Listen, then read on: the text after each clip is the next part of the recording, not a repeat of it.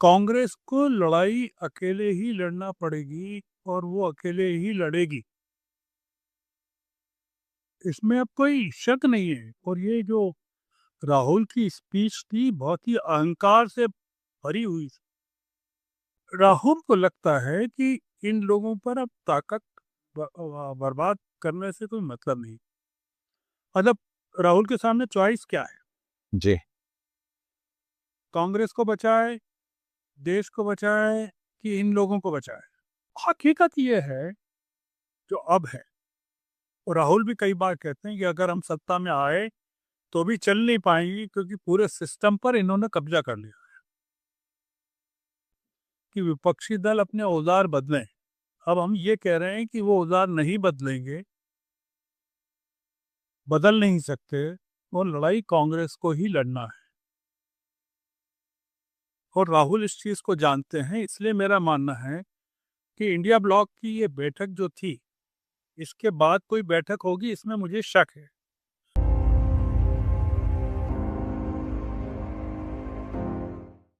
नमस्कार, मैं हूँ निधीश त्यागी और आप हैं हरकारा डीप डाइव पर। और हमारे साथ हमारे खास मेहमान हैं शमंगल साहब, जो वरिष्ठ पत्रकार हैं और मेरे पुराने बॉस भी। उन्होंने अपना ब्लॉग लिखा है, जो हरकारा में भी हमने उस लेख को छापा है, जिसमें उन्होंने ये पूरा एक विपक्ष की रणनीति पर बात की है। जिसमें वो ये कह रहे हैं कि राहुल गांधी अब उनकी लड़ाई आगे चालू हो चुकी है। अब ये बाकी इंडिया अलायंस लोगों को तय करना है कि वो उसके साथ किस तरह से जुड़ेंगे। और ये उस स्पीच पर आधारित है जिसमें वो कह रहे हैं कि समन जी ने लिखा है कि गठबंधन के सहयोगी दलों सपा, माकपा, राजद आदि के नेताओं द्वारा की गई आलोचनाओं को मुस्कुराते हुए सुन लेने के बाद अपने संक्षिप्त भाषण में राहुल ने कहा, मुझे अफसोस है कि हमारे संगठन के सदस्यों के बीच कुछ भ्रम है। वह यह है कि जिन राजनीतिक औजारों का इस्तेमाल वे अब तक करते आए हैं वे आगे भी काम कर पाएंगे। ऐसा मुमकिन नहीं हो पाएगा। बीजेपी देश के सभी संस्थानों, कानून व्यवस्था, नौकरशाही, खुफिया एजेंसियों, चुनाव आयोग पर कब्जा कर चुकी है। और फिर जो बंगाल में हुआ है उसकी रोशनी में उन्होंने फिर आगे कहा कि इसका उपसहार ये है कि विपक्षी दलों को अपने अस्तित्व की लड़ाई अब उन औजारों से लड़नी होगी जिन पर कांग्रेस को भरोसा है। यानी विपक्षी गठबंधन के दल अगर उसके लिए तैयार नहीं है, फिर कांग्रेस अकेले ही लड़ेगी और परिणामों का सामना भी करेगी। तो सर ये देखिए मैं, जी, आप कुछ कह रहे हैं? नहीं नहीं, मैं इसी पे ही बात कर रहा था कि देखिए मैंने जो ब्लॉग लिखा, हम उससे अलग बात करेंगे। ब्लॉग से आगे की बात करेंगे। सर। मतलब ब्लॉग तो हो गया अपनी जगह। अब हम ये बात करेंगे कि ये जो लड़ाई है, जो बंगाल के कारण लाइट हुई है, प्रकाश में आई है। टाइफाइड होता है तो बहुत सारी बीमारियां फिर पता चल जाती हैं कि और आपको कितनी बीमारियां हैं। ब्लड टेस्ट में आपको कई चीज़ें पता चलती, किडनी में भी असर हुआ है, होमोग्लोबिन भी कम है, विटामिन डी भी कम है, विटामिन 12 भी कम, B12 भी कम है। बंगाल का तो हो गया जो होना था। उद्धव ने मीटिंग बुलाई तो उसमें 5 सांसद नहीं गए, ऐसी खबर है। समाजवादी पार्टी में हड़कंप मचा हुआ है कि 37 सांसद हैं, कितने बचे हैं। एनसीपी में भी हलचल मची हुई है, जो 8 लोग हैं शरद पवार की पार्टी के साथ। उसका बुनियादी कारण ये है कि इन सब लोगों को लग रहा है कि कांग्रेस में मर्जर हो और हम लोग डिफेक्ट नहीं कर पाए तब उसके बाद, तो पहले से कर लेना चाहिए। ये है। मतलब कांग्रेस में मर्जर होगा तब की बात अलग है। और ये मर्जर की संभावनाएं, आशंकाओं के चलते जो डिफेक्टर्स हैं वो प्रिएम्प्टिव मेजर्स ले रहे हैं कि हमको तुरंत करना चाहिए। बीजेपी भी कर रही। हम आपके दर्शकों के लिए, अरकारा के लोगों के लिए ये बात करना चाहते हैं कि ये जो लड़ाई है, कई सुझाव दिए जा रहे हैं कि समा शरद चंद्र की जो पार्टी है एनसीपी उसको और टीएमसी को मर्जर हो जाना चाहिए। ये कई कई परमिटेशन, समाजवादी पार्टी को बीजेडी और एक अलग दल के साथ मिल जाना चाहिए, आरजेडी के साथ। ये सब कुछ नहीं होने वाला है।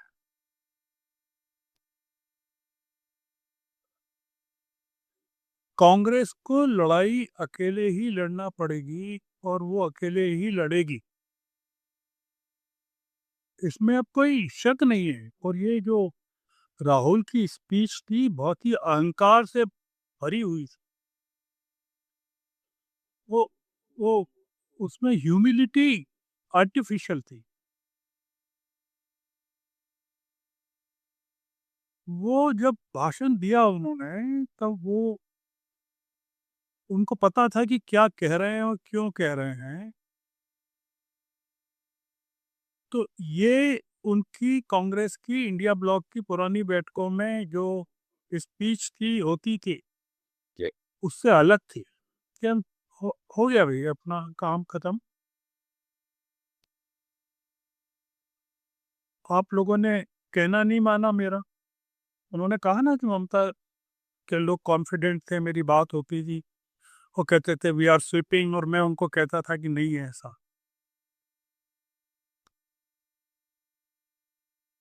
वो कह रहे हैं कि मैंने सुना सारी आलोचनाओं को, तो वो सारी आलोचनाएं सीपीएम कर रही थी, समाजवादी पार्टी कर रही थी, तेजस्वी कर रहे थे। राहुल को लगता है कि इन लोगों पर अब ताकत बर्बाद करने से कोई मतलब नहीं।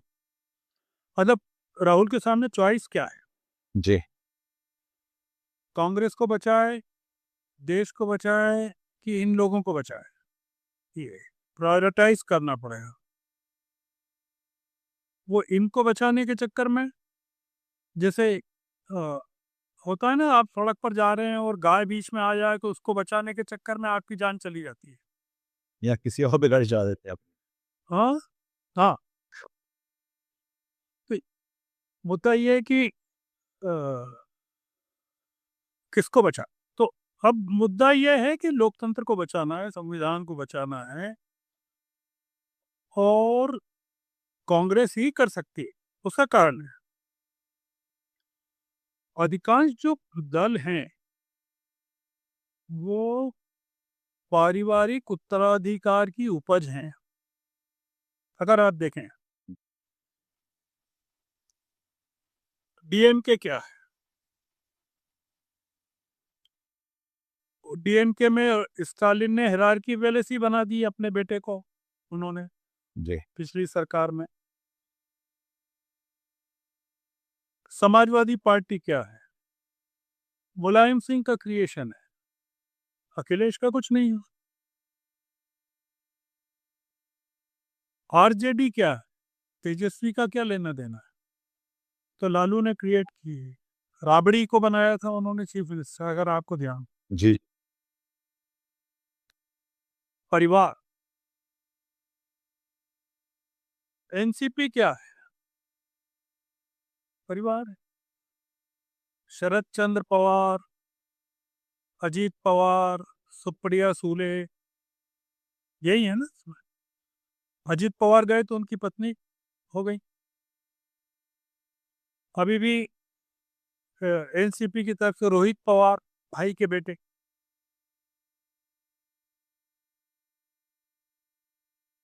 कांग्रेस जो है इतने सालों तक केवल इसलिए टिक पाई, और टीएमसी 28 सालों में इसलिए खत्म हो गई, या एनसीपी खत्म हो गई, या आम आदमी खत्म हो गई। आम आदमी पार्टी तो खैर अलग कारणों से खत्म हुई, कि ये परिवारवाद की उपज है, ये आंदोलनों की उपज नहीं है। कांग्रेस जो है बीजेपी, संघ, अंग्रेज, रंगरेज सबसे लड़के आई। All said and done, democratic party है कि आप कुछ भी बोल सकते हैं, चिट्ठी लिख सकते हैं, सोनिया गांधी को परिवारवाद के खिलाफ। टीएमसी अपवाद थी, एक्सेप्शन थी। मैं दो एक्सेप्शन मानता हूँ, एक आम आदमी पार्टी को और एक टीएमसी को, जो आंदोलनों की उपज है, सड़कों की लड़ाई की उपज है। पर आम आदमी पार्टी की जो गलतियां हैं, जो चीजें हैं, वो हम अभी यहाँ रिपीट नहीं करेंगे। ममता ने ममता को प्लेटर पे नहीं मिली थी, पर ममता के साथ एक विरासत थी, कांग्रेस की ब्रांड था, जी। वो ब्रांड लेके अलग हुई थी। और फिर वो बीजेपी से भी हाथ मिला लिए उन्होंने, वाजपेयी जी की सरकार में भी हो गई, सब कर लिया, सारे दलों की सैर कराई। तो था ना अराउंड द वर्ल्ड इन $80, तो वो इनका, ममता का यही रहा। पर वो भी ठीक है, वो परिवार पर अटक गई। आज भी अभिषेक के बारे में फैसला नहीं ले पा रही है। तो ये लोग अगर भर्ती हो गए कांग्रेस में, तो कांग्रेस का की और मुसीबत कर देंगे। कांग्रेस का फायदा नहीं होगा, विपक्ष का भी फायदा नहीं होगा। जी।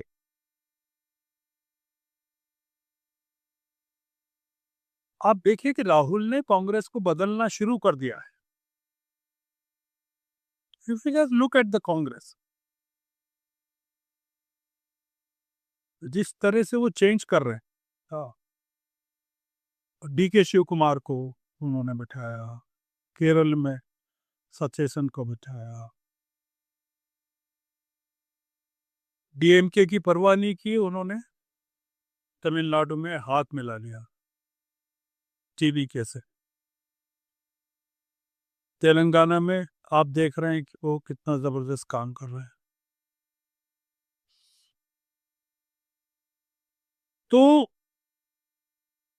अभी उन्होंने पीसीसी के चीफ्स की और तमाम लोगों की बैठक बुलाई, राहुल।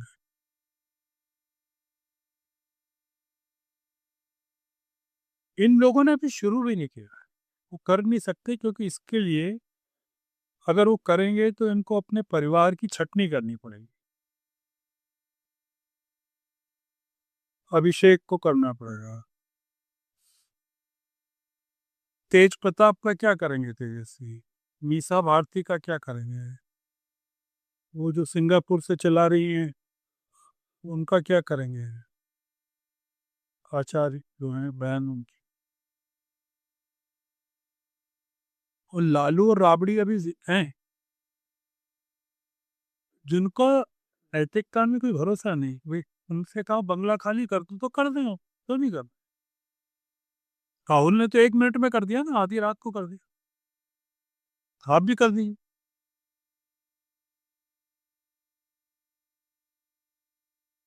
ये लोग कांग्रेस के साथ नहीं चल सकते।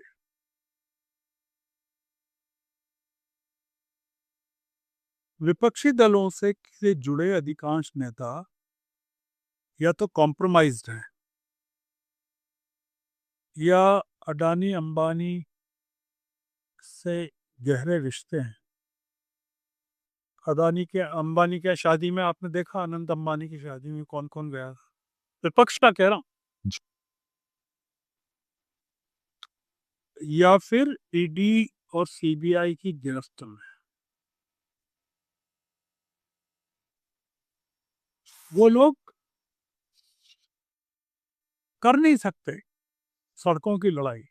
ये जो गए हैं टीएमसी के लोग, उनके क्रेडेंशियल्स अगर आप देखें तो बड़े बड़े रेले हैं उनके नीचे। वो असेंस है, डर के मारे गए।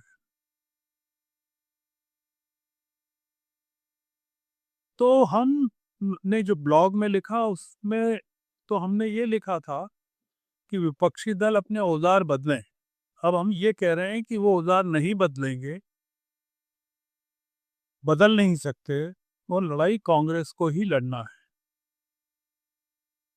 और राहुल इस चीज को जानते हैं, इसलिए मेरा मानना है कि इंडिया ब्लॉक की ये बैठक जो थी, इसके बाद कोई बैठक होगी इसमें मुझे शक है। हालांकि तारीख तय है, जगह तय है कि 2 महीने बाद हैदराबाद में होगी, और वो डोसा इडली सांबर से आगे नहीं बढ़ पाई। ये लड़ाई इसलिए अलग है, और आजादी की लड़ाई से भी अलग है। आजादी की लड़ाई में सिर्फ शासक विदेशी थे, अंग्रेज से। वो जो सिस्टम था उनके पास, वो इंग्लैंड से नहीं लाए थे, उन्होंने यहीं के लोगों को लिए भर्ती किया था। अपने बंदे थे सारे उनके सिस्टम में। सिस्टम देसी था। मतलब ये कि सिस्टम चलाने के लिए जो अंग्रेज थे वो भारतीयों पर निर्भर थे।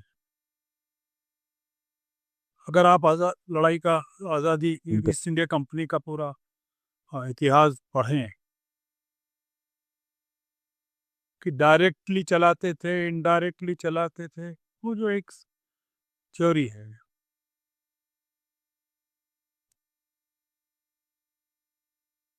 वो जो सिस्टम था अंग्रेजों के टाइम में, वो पलटी खा सकता था। इसलिए खा सकता था कि वो सिस्टम उन्होंने छानबीन करके, एक एक आदमी की छानबीन करके, वैचारिक आधार पर नहीं बनाया था।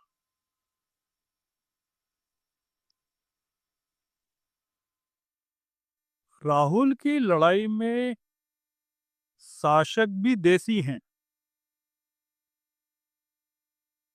और अंग्रेजों की तुलना में ज्यादा क्रूर और खूंखार हैं और अनैतिक है।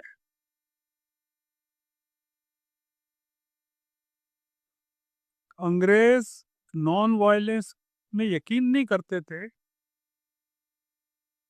प्रिंसिपली, पर सम्मान करते थे गांधी का, गांधी के नॉन वायलेंस का। ये लोग अहिंसा के प्रति असम्मान रखते हैं।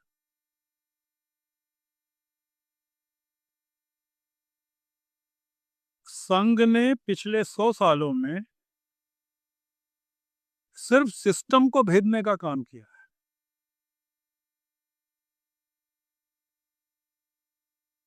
और इसके लिए उन्होंने अंग्रेजों से भी हाथ मिला दिया था, और आपातकाल में इंदिरा गांधी से मिलाने के लिए पूरी कोशिशें की, चिट्ठियां लिखी थी।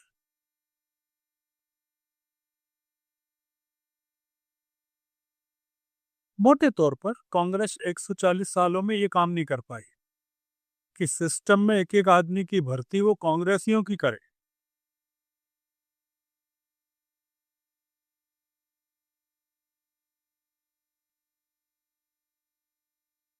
सिस्टम किस तरह से सरेंडर करता है, इसके दो उदाहरण हैं, दोनों बंगाल के हैं। कि मार्क्सवादी 30 साल से ज्यादा टाइम तक रहे बंगाल में, पर उन्होंने सिस्टम के अंदर अपने लोगों को खड़ा करने का काम नहीं किया। वो सड़कों पर गुंडे तैयार करते रहे लड़ाई के लिए, खून खराबी।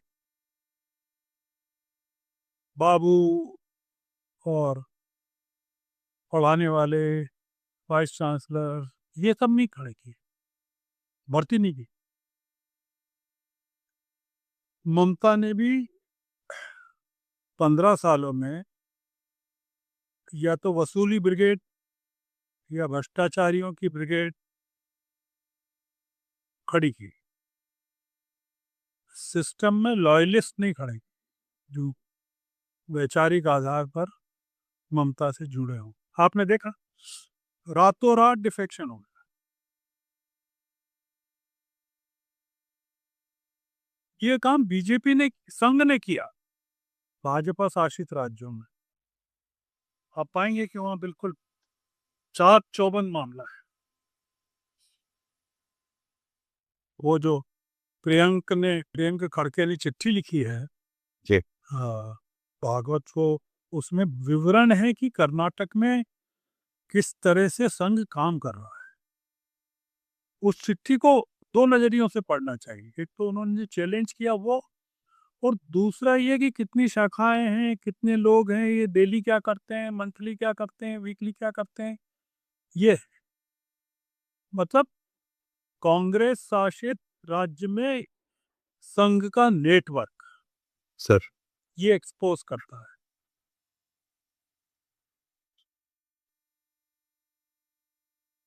और राहुल की लड़ाई कितनी लंबी चलेगी हम कह नहीं सकते, क्योंकि उन्हें भी जो पार्टी क्लीन करना पड़ रही है या पड़ेगी, उसमें बहुत ही खुर्राट लोग बैठे हुए हैं और जिनकी लॉयल्टीज संदिग्ध रही है।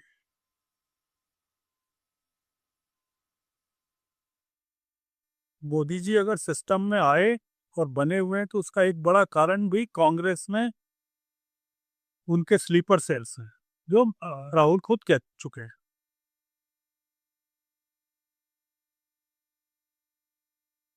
हकीकत ये है जो अब है, और राहुल भी कई बार कहते हैं कि अगर हम सत्ता में आए तो भी चल नहीं पाएंगी, क्योंकि पूरे सिस्टम पर इन्होंने कब्जा कर लिया। हकीकत ये है, और राहुल जानते हैं, कि मोदी जी को अगर वो कहें कि हम आपको सेफ पैकेज दे रहे हैं, सेफ पैकेज का आश्वासन दे रहे हैं, या व्यवस्था भी करवा दें,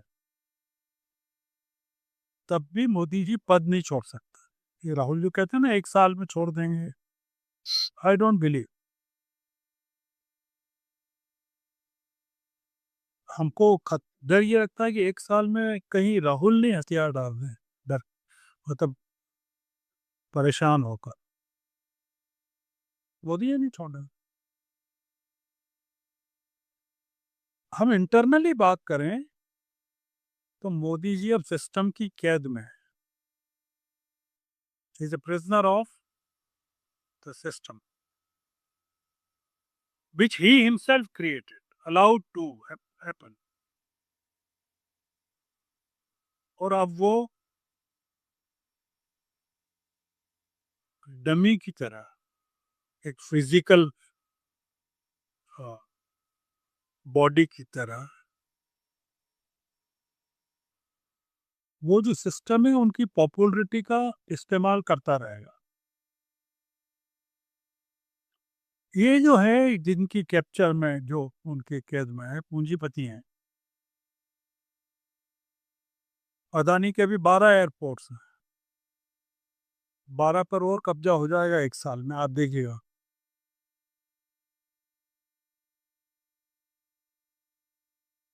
रेलवे पर, एयर पे, पोर्ट्स पर, एनर्जी पर, कम्युनिकेशन पर, शेयर मार्केट पर, LIC पर, सेबी पर, बैंक्स पर। आप बताइए किसके कब्जे हैं? सरकार के कब्जे में है क्या? नहीं है। सरकार कहीं नहीं है सर। अगर ये चीजें देश को चला रही हैं, air services, railways, communication, ports, energy, share market, banks, LIC, SEBI, ये सब इन पर पूंजीपतियों का कब्जा है। सरकार इज ए क्लाइंट, सरकार is a subscriber, is a consumer, not honour.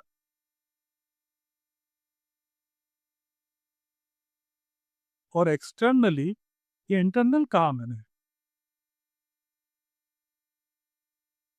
हमारी जो सरकार है वो अमेरिका और इजराइल की गिरफ्त में है।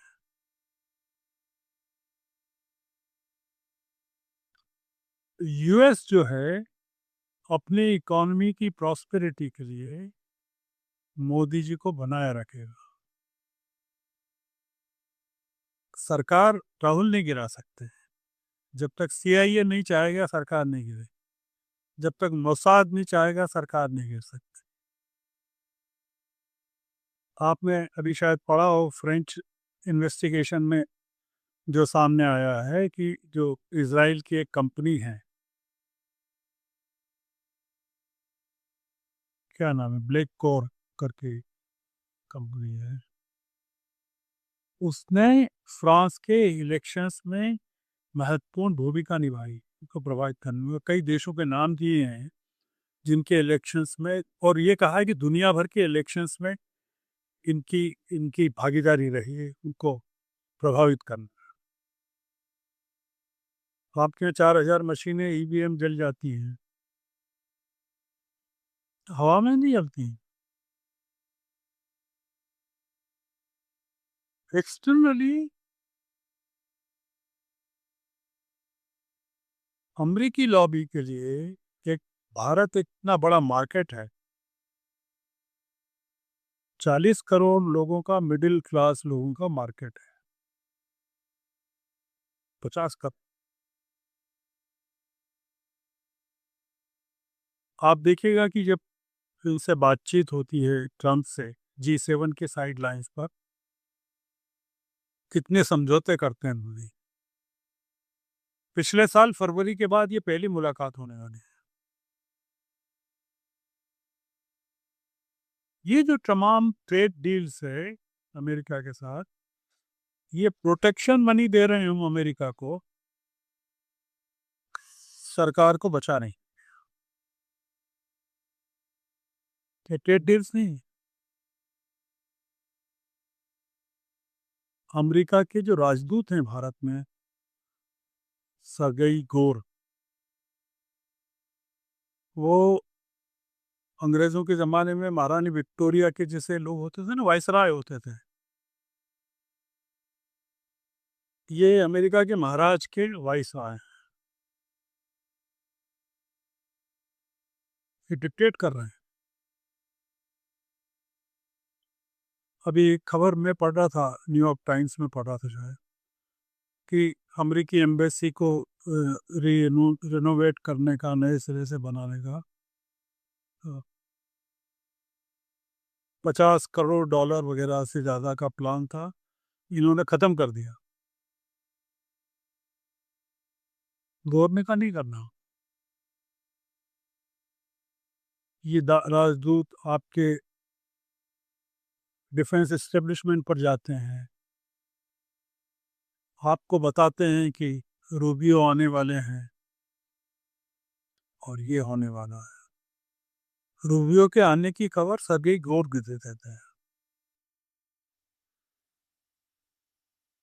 हम लोगों को ये बातचीत बताई नहीं जाती। हम लोगों को, हम उलझे हुए हैं और चीज़ों में कि हम डिस्कस ही नहीं करते।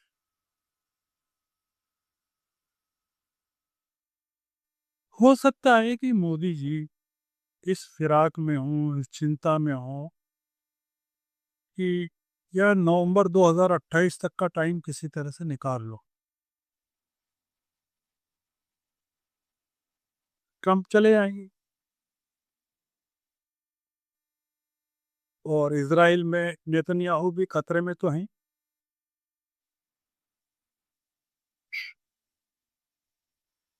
और अगर ट्रंप का कोई उम्मीदवार काबिज हो गया, जेडी वांस हो गया, वो और ज़्यादा खतरनाक है। ट्रंप से ज़्यादा खतर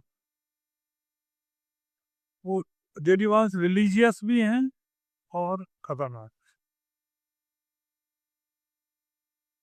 और भारत के दामाद हैं।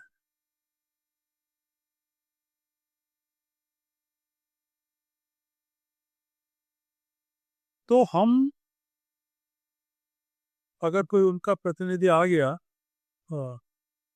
रिपब्लिकन का ही आ गया, ट्रंप का प्रतिनिधि चुना गया, क्योंकि डेमोक्रेट्स के पास तो कोई कैंडिडेट्स हैं नहीं।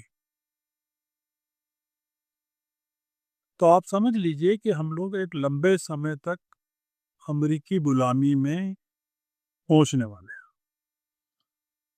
और हमारे ये जो राष्ट्रवाद के प्रणेता और संरक्षक मोहन भागवत हैं, ये तो ट्रंप के सामने संग शरणम गच्छामि हो चुका है।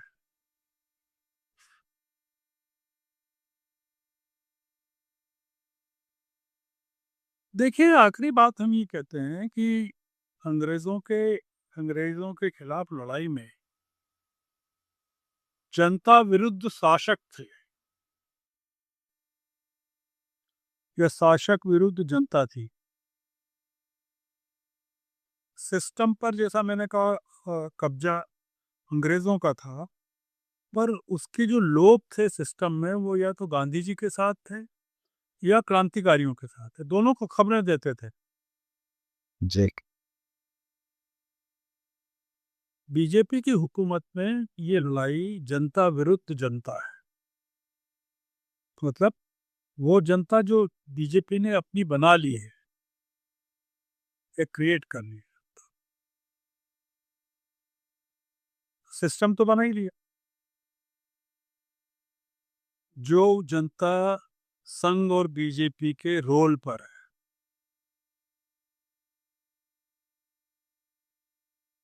और दूसरी जनता वह है जिसे राहुल अपनी लड़ाई का हथियार बनाना चाहते हैं, जिसका जिक्र उन्होंने किया कि भारत जोड़ो यात्रा का जिक्र किया अपनी स्पीच। तो हम अपनी बात को अब समाप्त करते हैं कि हमारी ये जो बातचीत है, ये ब्लॉग से अलग है। ये ब्लॉग नहीं है। हम ये कहना चाहते हैं कि ये लड़ाई कांग्रेस को लड़ना ही है, और कांग्रेस अकेले ही लड़ेगी। और ये लोग मर्ज नहीं हो सकते, इनमें ताकत नहीं मर्ज होने की।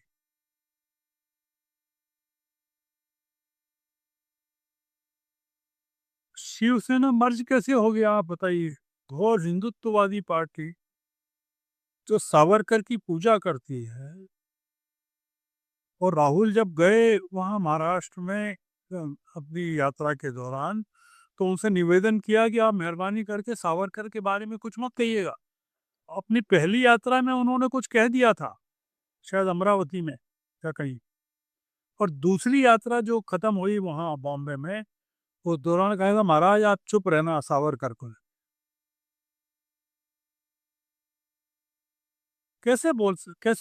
उद्धव क्या कर सकते हैं? बंद गले का कुर्ता पहन के वो कोई सड़कों की लड़ाई कैसे लड़ सकते हैं?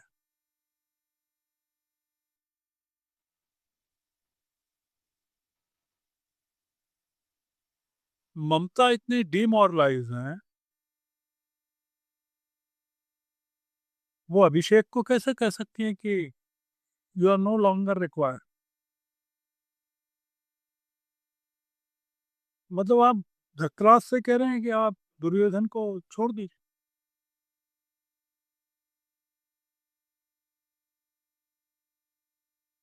नहीं, संभव नहीं। यही तो आरोप लग रहे हैं अभिषेक पर कि वो जो किस तरह से ट्रीट करते थे लोग। समाजवादी पार्टी पारिवारिक पार्टी है। अगर आप उनके 37 सांसदों की संख्या निकालें, जी। तो आपको पता चलेगा कितने पारिवारिक लोग हैं।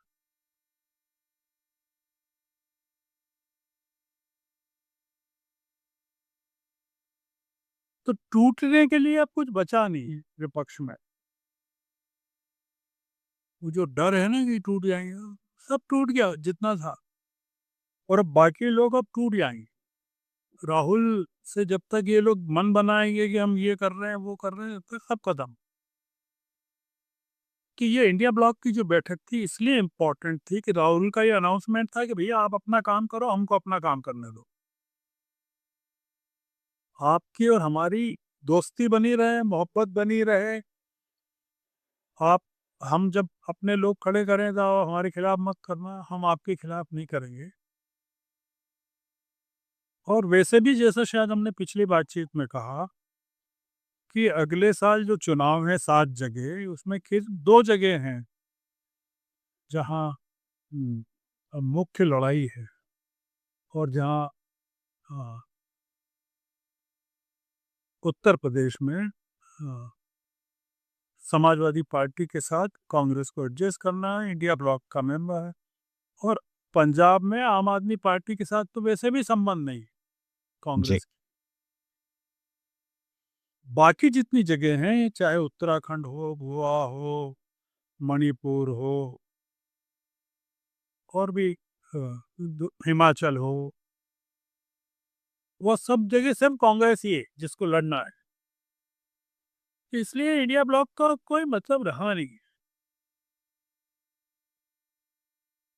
वो इंडिया ब्लॉक का ऐसा ही है कि आपने आपने पत्नी को निकाल दिया है, पर आपने एफिडेविट में लिखा नहीं है कि मैं शादीशुदा हूँ, ऐसा है।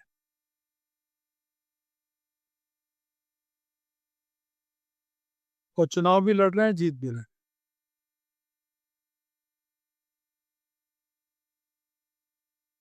तो ये एक मेरा एनालिसिस है कि ये लोग जो बात कर रहे हैं, बहुत सारे चैनलों पर बात हो रही है, ये हो जाएगा, वो हो जाएगा, मिल जाएंगे आपस में, मर्जर हो जाएगा।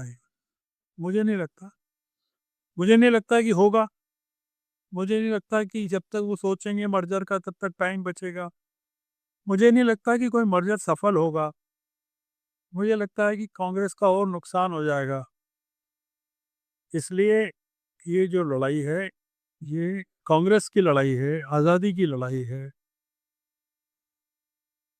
और अ, कितनी लंबी चलेगी हमको पता नहीं। हमने ब्लॉग में जो एक चीज़ कही थी कि राहुल को पता है कि कितनी खतरनाक लड़ाई है, इनके हाथ कितने लंबे हैं। और मैंने एक चीज़ और लिखी थी कि राहुल ने हो सकता है कि सोनिया गांधी को नहीं कहा हो कि वो क्या कहने जा रहे हैं। एक बहुत बड़ा खतरा है, क्योंकि ये जो मैंने लिखा है ब्लॉग में कि ये जो हुकूमत है बहुत, और अभी भी कहा है, बहुत क्रूर है। हिंसा के प्रति कोई इसके मन में द्वेष नहीं है, हिंसा के प्रति प्रेम है। हिंसा इसकी प्रेमिका है, इस हुकूमत की। और उस प्रेमिका के लिए ये आसमान के तारे भी तोड़ कर ला सकती है। तो हमको राहुल की चिंता करना चाहिए, इन लोगों की नहीं करना चाहिए जो इंडिया ब्लॉक के तथाकथित घटक हैं। ये घट रहे हैं, घटक थे पर अब घट रहे हैं। तो हम आज की बातचीत को खत्म करें। जी सर, बहुत-बहुत शुक्रिया इस लंबी बातचीत के लिए। और मेरे ख्याल से इसमें सबसे जो महत्वपूर्ण सवाल जो इस समय के जो निकल कर आते हैं और वो सिर्फ राहुल और कांग्रेस से ज़्यादा अपने ख्याल से हर भारतीय के लिए भी सवाल हैं कि हम किस तरफ और कहाँ खड़े हुए हैं इसको लेकर। ख़ास तौर पे जब जैसा कि आपने भी कहा और ये जो बात चल रही है कि अब कोई रास्ता दिखलाई नहीं पड़ता, उस समय लोग मिलके कैसे रास्ता निकाल सकते हैं। बहुत-बहुत शुक्रिया इस बातचीत के लिए शबन जी आपका और दर्शकों आपका भी इस बातचीत में जुड़ने के लिए। अगर आपको ये बातचीत ज़रूरी लगती है, मुझे लगती है, तो इसको अपने हम लोगों के साथ साझा करिए, इसको आगे बढ़ाइए, इस पे बात करिए, इस पे सवाल करिए और क्योंकि ये सिर्फ राहुल गांधी का सवाल भी नहीं है, शायद ये और कांग्रेस का सवाल भी नहीं है, ये शायद देश, लोकतंत्र, संविधान सभी का सवाल। बहुत-बहुत शुक्रिया। नमस्कार। आज की ताजा खबर, आज की ताजा खबर, आज की ताजा खबर। आओ काका जी इधर, आओ मामा जी इधर, सुनो दुनिया की खबर।